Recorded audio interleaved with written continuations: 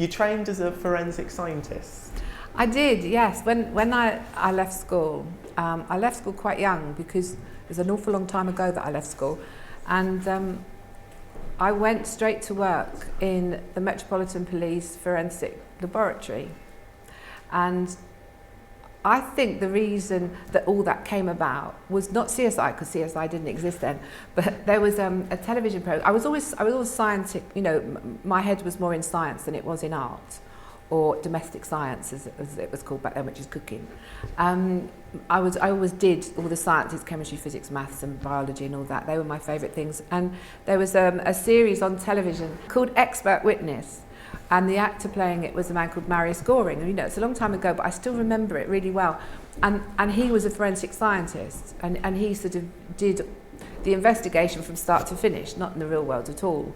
But you know, he went out to the scene and then he brought back whatever he wanted, or he brought back the body or whatever. So he did, that one man, you know, solved every criminal problem in the whole world, all alone with no help at all. Anyway, it was fascinating. And so when I was thinking, what do I actually want to do? I knew I wanted to work in a lab of some sort. I thought, oh, actually, I'd like to do that. So fortunately, I applied to the Metropolitan Police, had a very scary interview with a board of people, and I got the job. It's not a typical shift from that into the fashion world. No. How did you end up moving across? I don't think there's any sort of strong link actually between the two. My head was always more of a science head, but I think even a science head, there's an amount of creativity there.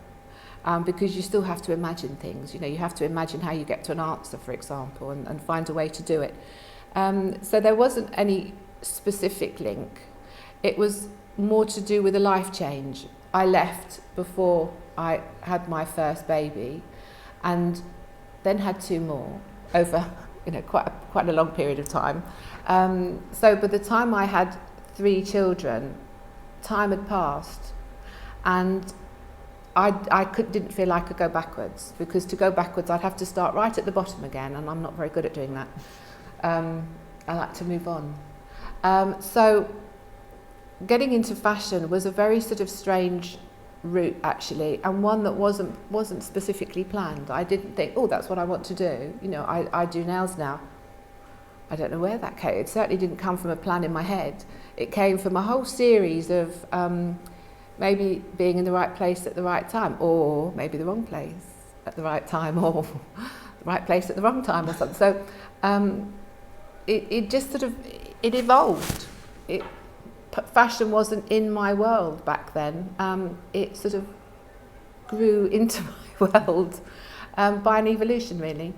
When was it that you started doing kind of nails for photo shoots and being more directly involved in the fashion world? Purely by accident. Again, it was one of these things that wasn't planned. I didn't even know such things existed actually, which sounds incredibly naive, but it was in an industry that I'd had no dealings with whatsoever. And it was just one of those things, one of those evolutions that I'm very glad happened. And what did happen, this was about in 96 or 97, so not quite 10 years after I opened the first salon. And I'd put a lot of different things into those 10 years. And I was quite involved with the professional industry and the trade association that was going then, it's long gone. But I was quite involved in that, and I got a call from their office to say that somebody had called asking for a nail technician, even if they knew what a nail technician was back then. But anyway, somebody that could do nails for a photo shoot in a studio, and they wanted somebody that could put on longer nails and match colours. So I went along to, I thought it was all very dodgy actually. I went along to this place in the back streets of Clerkenwell, to a very strange little building, and up some very sort of dodgy steps with something very dodgy going on down in the basement, and thought, oh, what on earth am I doing? You know, where am I going? Anyway, had a lovely day in a studio with some really nice people. I put long nails on, I matched some colours, had a really nice time. came away and thought, oh, that was nice, I like that. And they were really nice people. Obviously, I knew, was introduced to them, found out their names, but I didn't know who they were. There was a photographer, there was somebody who I learnt was the stylist, there was the model, and there were photographic assistants, and that was it. There was no hair and makeup there. And I'm like, oh, that was a nice job, I like that. And so I got home and thought, I wonder who those people were, because they were ever so nice. So I did a little bit of asking around or something. There was no Google then, so I couldn't find it. Anyway, the photographer was Nick Knight, and the stylist was Lucinda Chambers. And I thought, oh, that was even nicer than I thought. But I'd never been inside a studio, didn't know anything about the fashion industry, about advertising campaigns, nothing. So I had a very nice day. And that was, as I say, 96, 97, and I'm still doing it. And still working, obviously, quite a lot with Nick, so. What I would really love to talk about, as you know, is the first catwalk show that you created nails for, which was Alexander McQueen's Eclect Dissect haute couture collection for Givenchy back in 1997. You did some sort of amazing nails for that show.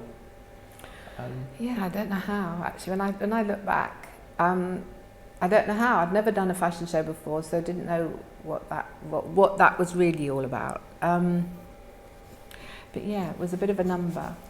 And it was a bit of a baptism of fire as well, I think.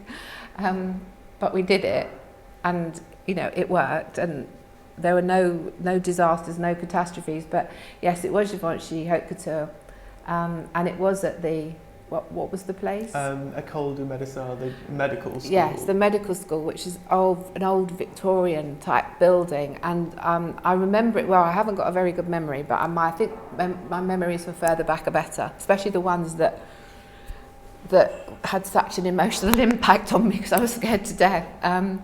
But no, I remember that hair and makeup was set in, those old like amphitheatre lecture rooms where there's banks and banks of seats, which goes down into a pit, and then in the bottom of where the lecture pit was a marble slab. It was the dissection lecture theatre. So I was like, this is wonderful. And I actually was more interested in looking around the building, thinking, wow, I'd have loved to have been here, and been at some of the lectures. But anyway, I had far more important things to do. And it was a bit of a baptism of fire. It was 50 models, and I've still got a fax that Lee McQueen sketched. There was one particular model. He wanted something very specific. He wanted specific things on some others, but there was one very extreme set of nails that he wanted, which he sketched very quickly, and then it was faxed through to me, and I've still got that sketch. And he wanted one of the models to wear very long but spiral nails, but spiraled like that. And I don't know if you've seen any of these weird pictures in the Guinness Book of Records, but natural nails, if they're allowed to just grow, they'll actually spiral that way. And they'll spiral that way, and then they'll spiral sort of down as well. So that's that spiral, that's how they grow naturally. But he wanted them to spiral that way, and all 10. So I don't know that anything had ever been done like that before, and that was just one of 50 models. All the other models had to have something totally different, and again, not having any experience of it, and also, they were paying for me to go over there. I took one assistant, and the two of us, we did all that, and I don't know, I can't imagine how we did it, but we did. We just sort of put our head down and just did it, really. And then managed actually to sneak outside and actually watch the show with all the ravens and all the candles and all this amazing Gothic dressing that had been done, and the models meandered through rooms over all these rugs and carpets with candles and curtains and swags and these real ravens as well. They were, it was absolutely amazing. And I was like, oh my, this is what fashion is. I want to be here. I'm having a lovely time. So it was all a bit, of a nightmare, but we did it, and that's it. I'm still doing that as well. So I imagine that it's more satisfying to have someone really push your creativity and your technical wizardry, as it were, to the limit, the way that McQueen was with those kind of demands. Do you find doing those sort of theatrical things sort of more satisfying than doing normal nails? yeah, of course. Yeah, normal nails is the sort of day-to-day job, isn't it? And then pushing creativity and finding a way of making things, that's the icing on the cake, isn't it? It doesn't come along too often. But yeah, absolutely. I love, it's the challenge. Everything I've ever done has always been, I do it because of the challenge. But I can be patient and not always have to have the challenge, and I can sit quietly and look at a buff nail if I have to. But no, I love the challenge, and there are some shoots that I've done over the years that I've enjoyed so much, and they've actually been the ones where it's instant. I've got no time to plan anything. It's like, right, we want something really different, and we want it, and then no one ever knows what they want, because no one ever really knows what to do with nails that's different. But it's the instantaneousness I love as well. And I've done quite a few shoots where I've had to come up with a different idea, every hour on the hour. It's like, oh, okay, what do we do now?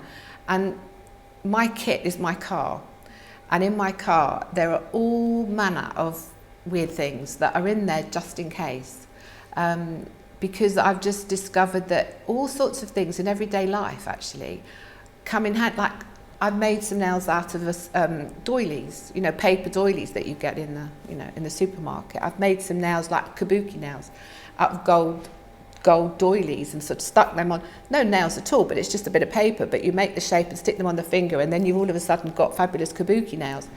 There are little sort of funny colour bullion things, like hundreds and thousands that you use but sort of silver or gold. Well, I've got some of those, and if you get wet nail varnish and dip the finger, you've got this fabulous sort of 3D encrusted nail that is done in seconds and looks really different. I've got all sorts of, I love my silver chains that I use for several nails in one way or another. I've got like feathers and bits of wool, and one time I even had from a shoot I did where the props guy had to make melted chocolate. He had to make melted dark chocolate, melted milk chocolate and melted white chocolate for this shoot, and I thought that's going to come in handy one day. So for years I had a couple of empty water bottles of dark chocolate, white chocolate and milk chocolate, because I thought that'll look fabulous if you pour it over the hands and it just drips off the ends of the nail. Never used it actually, but I can only do what people want. But all sorts of funny things. And there was one shoot I did with Nick actually, which was a very strange shoot, a very amazing shoot with Michael Clark and his dancers in Gunnersbury Park, the Gunnersbury Park Gents Loos. It was another magazine. Another magazine. I was looking at it the other day. Yes, strange day that, but then I think I've had lots of strange days on Nick's shoots.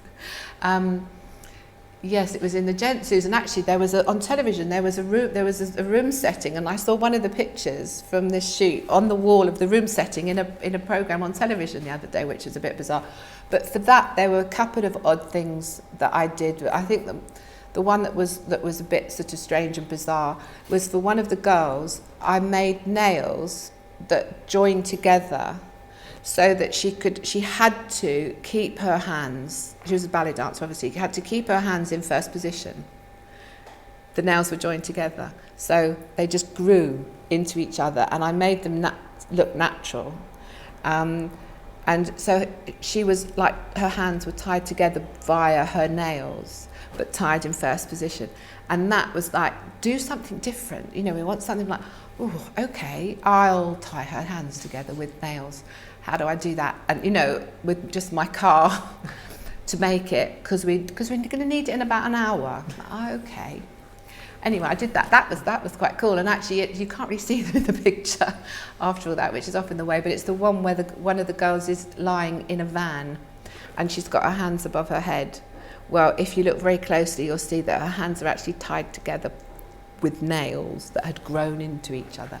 But I was standing close by with a pair of scissors because it's actually very claustrophobic. If you can imagine, you're like that, and you can't move your hands at all. So I was there with scissors, ready to snip them. So. Yeah, it's great. Love it. I love being pushed like that.